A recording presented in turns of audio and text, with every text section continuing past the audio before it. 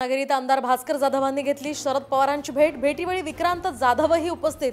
जाधव ठाकरेंना सोडचिठ्ठी देणार असल्याच्या चर्चेला उधाण।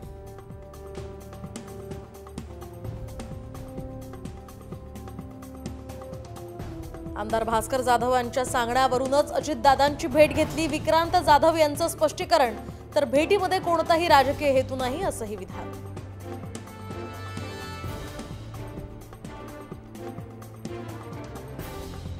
संपूर्ण महाराष्ट्रातील वातावरण हे महाविकास आघाडीसाठी अनुकूल। सर्वेबाबत बाळासाहेब थोरातांची प्रतिक्रिया, तर महाविकास आघाडीला प्रचंड बहुमत मिळणार, थोरातांना विश्वास।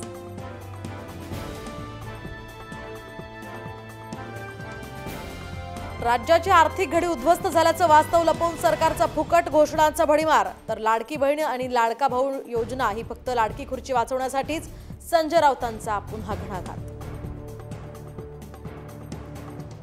शिंदे हे भाडेकरी कधीही घर सोडू शकतात, तर जे शिवसेनेचे झाले नाही ते भाजपचे काय होणार, अंबादास दानवेंचा मुख्यमंत्र्यांवर घणाघात।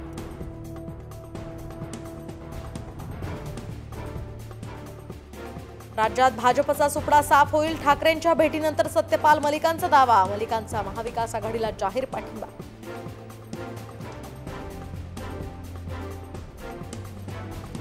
भाजपच्या निवडणूक समितीची आज दुसरी बैठक। उपमुख्यमंत्री देवेंद्र फडणवीस यांच्या उपस्थितीमध्ये बैठक। उमेदवारांच्या पहिल्या यादीवर चर्चा होण्याची सुद्धा शक्यता।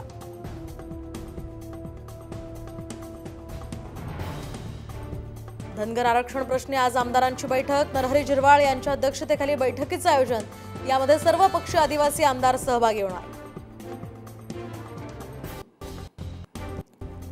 विधानसभा निवडणुकांच्या पार्श्वभूमीवर शिवसेना काढणार मुख्यमंत्री धर्मजागरण यात्रा। खासदार श्रीकांत शिंदे यांच्या मार्गदर्शनाखाली लवकरच यात्रेला होणार सुरुवात।